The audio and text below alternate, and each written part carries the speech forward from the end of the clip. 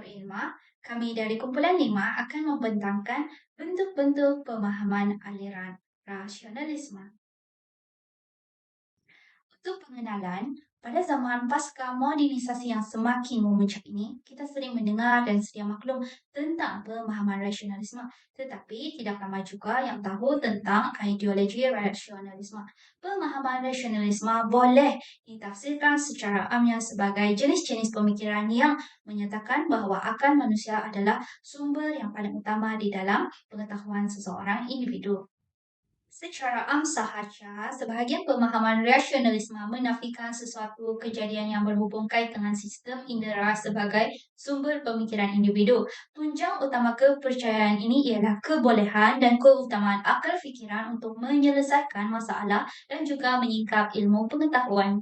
Pemahaman rasionalisme juga penting dalam kehidupan seseorang, yaitu untuk menyusun data-data kefalsafan, terutama ilmu yang berkaitan dengan matematik dan logik. Walau bagaimanapun, pemahaman rasionalisme juga turut menyumbang implikasi negatif, yaitu ia mampu memecahkan perpaduan masyarakat Islam melalui pelbagai arah. Sebagai contoh, pemahaman rasionalisme yang berobjektif saintifik tidak menerima adanya mukjizat dan wahyu dari Allah Subhanahu wa taala atas pemahaman bahawa kedua-dua sumber ini ditafsirkan sebagai perkara yang tidak rasional bagi akal. Di dalam konsep dan bentuk-bentuk pemahaman aliran rasionalisme mempunyai makna yang agak berbeza dalam bidang yang berbeza bergantung kepada jenis teori yang dibawa. Terdapat banyak bentuk-bentuk pemahaman aliran rasionalisme. Di dalam video ini, terdapat dua bentuk pemahaman aliran rasionalisme yang akan dibincangkan, yaitu pemahaman aliran rasionalisme di dalam pahaman rasionalisme itu sendiri dan juga pahaman aliran rasionalisme dari segi keagamaan. Di dalam pahaman rasionalisme itu sendiri, rasionalisme adalah sebuah pendapat yang berpegang bahawa akal fikiran manusia adalah sumber bagi pengetahuan dan kebenaran. Rasionalisme juga mengiktiraf akal adalah cara terbaik untuk mengetahui kebenaran dan mempelajari perkara baru. Oleh kerana rasionalisme hanya menganggap sesuatu yang logik oleh akal fikiran sebagai suatu ilmu, ia hanya mempercayai sesuatu yang mempunyai nilai-nilai saintifik. Biasanya, aliran ini menolak kewujudan wahyu dan mukjizat. Hal ini kerana wahyu dan mukjizat dianggap tidak rasional dan tidak dibuktikan dengan saintifik. Begitu juga dengan kepercayaan agama. Rasionalisme menolak kepercayaan tersebut jika ia berasaskan sesuatu yang tidak rasional. Selain itu, penyokong aliran rasionalisme percaya bahawa idea kebenaran dan bukan perkara itu sendiri adalah punca kesilapan. Apabila bercakap mengenai isu politik, rasionalisme percaya bahawa seseorang itu harus menggunakan akal fikiran dan bukannya emosi, ada resang atau kepercayaan karut. Pemahaman rasionalisme di dalam bidang agama Islam ialah pemikiran rasional yang dapat membina elit keagamaan yang boleh menerangkan makna nilai-nilai Islam sekaligus dapat menarik minat masyarakat bukan Islam untuk mendalami agama Islam. Antara pemikir pemahaman aliran rasionalisme di dalam bidang agama ialah Muhammad Abduh. Muhammad Abduh adalah tokoh Islam dan juga pemikir yang menghubungkan antara agama dan rasional. Beliau berusaha menyeimbangkan antara kumpulan yang berpegang kepada kehendak taklid dan kumpulan yang cenderung mengikuti undang-undang dan budaya barat. Dalam ilmu rationality, terutama yang berkaitan dengan agama, jalan yang digunakan untuk mengkaji tentang Tuhan bukanlah berpaksikan kepada wahyu, iaitu Al-Quran semata-mata, tetapi juga seiring dengan penggunaan akal yang rasional. Contoh kebaikan dan keburukan dari permasalahan ini, maka wujudlah bentuk-bentuk pemahaman rasionalisme yang sedikit berbeza atau banyak persamaan menurut pemahaman dan pandangan ahli-ahlinya. Assalamualaikum, nama saya Dayung Faraliana binti Abdul Halim dan saya akan membincangkan tentang isu-isu yang berkenaan dengan rasionalisme. Isu yang pertama adalah mengenai ajaran sesat. Ajaran sesat ini dibawa oleh pengamal-pengamal sesat yang percaya bahawa Islam itu perlu diubah mengikut perubahan keadaan dan zaman. Pemikiran rasionalisme mereka mengakibatkan mereka membelakangkan Al-Quran dan hadis. Puncanya adalah kurangnya ilmu pengetahuan dan kepercayaan kepada ajaran Islam. Ramai umat Islam yang terpengaruh dengan ajaran ini, termasuklah golongan-golongan profesional. Isu yang kedua pula adalah isu berkenaan dengan golongan liberal.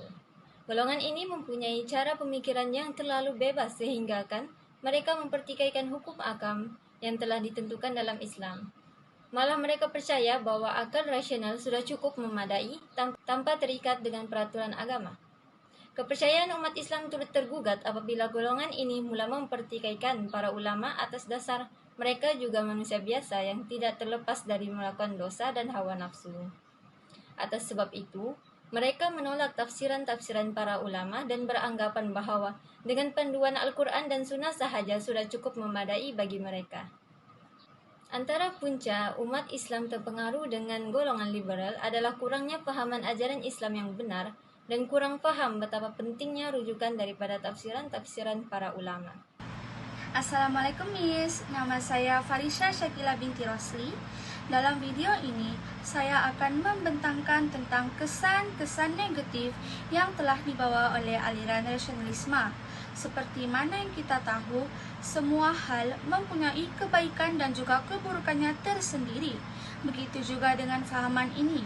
Yang pertama sekali, kesan negatif disebabkan fahaman ini mengakibatkan perpecahan dalam perpaduan rakyat. Tidak dapat dinafikan bahwa pemahaman ini akan mendapat sokongan dan juga tentangan daripada masyarakat yang demikian boleh mewujudkan pergelutan serta perpecahan dalam kalangan masyarakat. Sebagai contoh yang dapat kita lihat mengenai perbezaan pendapat ini ialah apabila para cendekiawan Melayu sesuka hati menerima fahaman ini serta mengamalkannya. Akan tetapi, fahaman ini telah ditolak dengan sekeras-kerasnya oleh Syekh Muhammad Naqib al-Atas. Kesan negatif yang seterusnya ialah fahaman ini mengakibatkan manusia untuk berpegang teguh kepada akal fikiran. Hal ini dikatakan kerana mereka terlalu mengagung-agungkan kegunaan akal fikiran serta logik secara berlebih-lebihan tanpa berpandukan Al-Quran dan juga hadis. Seiring dengan dunia yang kian berkembang dan bertambah maju ini, fahaman ini masih dan terus diguna pakai sehinggalah ke hari ini disebabkan manusia memerlukan penggunaan akal fikiran hingga ke tahap yang maksimum untuk mencapai sesuatu kemajuan. Hal ini melahirkan segelintir masyarakat untuk hidup di bawah kongkongan pemahaman aliran nasionalisme. Selain daripada itu, contoh yang dapat dilihat ialah di negara Taiwan, di mana mereka mengutamakan sains dan teknologi untuk menjadi daya penggerak dalam memajukan negara, terutamanya yang berkaitan dengan sistem pendidikan dan pekerjaan. Yang mana fahaman ini mencuba untuk mencipta sebuah pemikiran dunia rekaan manusia melalui teori-teori dari akal fikiran serta logik akal. Akhir sekali, pembawaan fahaman ini boleh menggugat akidah seseorang. Contohnya, di negara Eropah pada ketika itu telah terjadi pemberontakan rakyat terhadap penyelewengan gereja, yang mana majoritinya ialah penganut agama Kristian. Persefahaman mereka berkenaan hakikat alam mempunyai kaitan dengan agama.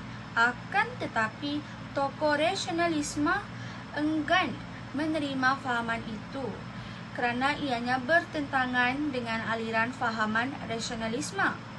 Disebabkan itu, beliau mulai mengemukakan hujahnya berkenaan akal fikiran lebih dipercayai dan meyakini bahawa ilmu yang berkaitan dengan agama tidak jelas dan tidak logik sama sekali kerana ianya menjangkaui kebolehan pemikiran manusia. Sekian sahaja daripada saya.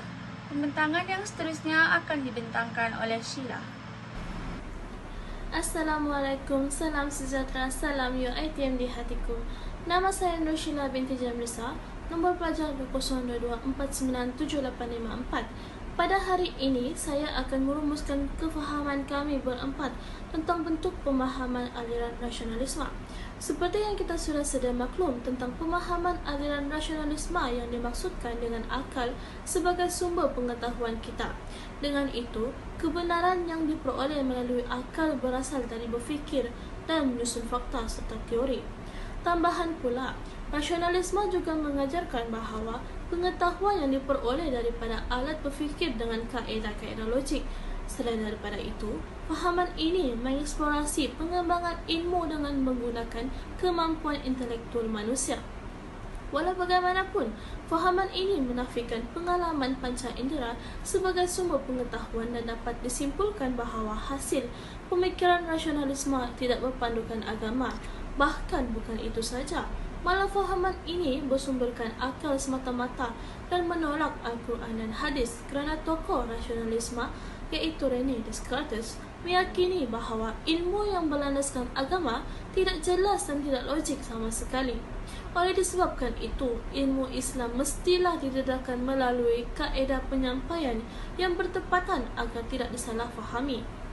Justru itu, rasionalisme yang merupakan aliran falsafah berpegang kepada ideologi rasional iaitu akal. Oleh yang demikian, perkembangan sains dan teknologi adalah dengan memahami rasionalisme untuk meneroka idea-idea dengan menggunakan kemampuan intelektual manusia. Jelaslah bahawa fahaman rasionalisme ini masih diguna pakai hingga ke hari ini demi mencapai sesuatu kemajuan. Sebagai contohnya, isu-isu yang melibatkan rasionalisme, pengikut fahaman ini meyakini yang mereka akan menghasilkan pengetahuan akal yang tidak boleh diragukan.